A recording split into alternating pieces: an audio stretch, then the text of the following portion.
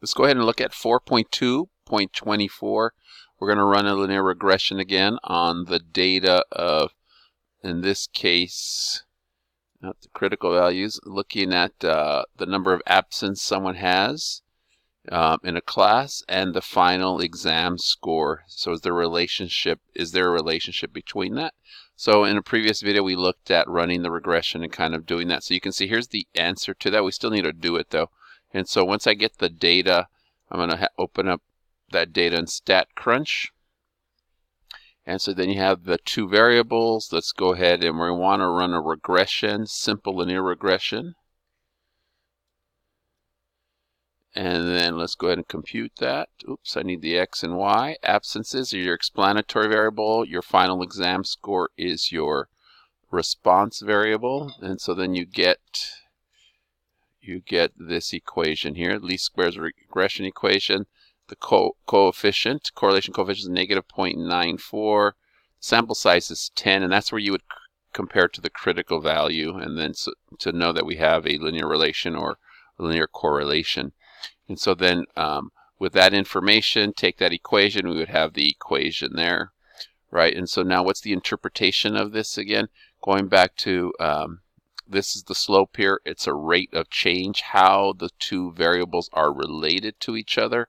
And so in this case, your final exam score decreases around negative 2.8 points, right, for every absence. So as you have one absence, you are hurting your final exam score. On average, people's scores decrease by 2.8 points for every absence. And then what does the y-intercept mean? Again, the y-intercept occurs when the number of absence equals 0. So on average, we would say that someone with 0 absence would have an 88.556 score, and that's what that choice is there. Now, what would you predict for someone who misses 5 class periods? We're going to use that equation. We have an actual value, 74.1. Let's see how well our equation predicts that.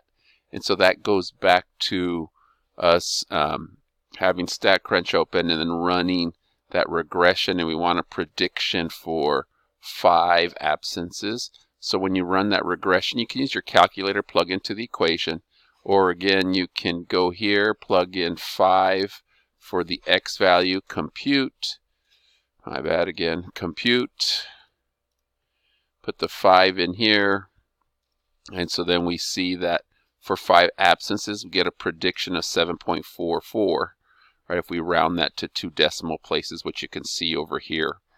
And so in this case, now that we have that information there, the prediction is 74.4, we can then go ahead and then answer this question here. What's the residual? The residual is going to be the observed 74.1 minus the 74, and that comes from our notes again. It's the difference between the observed value and the predicted value. That is kind of an error check to see how well our predictions are compared to what really happened. And so that's what the residual is. And then what we know is this final exam above or below average for this number of absences. This score here, 74.1, would be below what we would expect to happen, the 74.4 based on average, right? These are the actual values, but on average, right, that's what our least squares regression equation is doing, is predicting that you would get 74.44 with 5 absences. So this score is actually below average. And then, of course, again, if you run the regression, you can then get these graphs from there. And then this is an important question here. Would it be reasonable to make a prediction, use this equation to make a prediction for someone who's 15 times? In this case, because the X value 15 is so far off of our data here, we would say that it's beyond the scope of our model, or it's outside the scope of our model. That's why we wouldn't use it as a prediction, because 15 is so far out. That's it. Okay.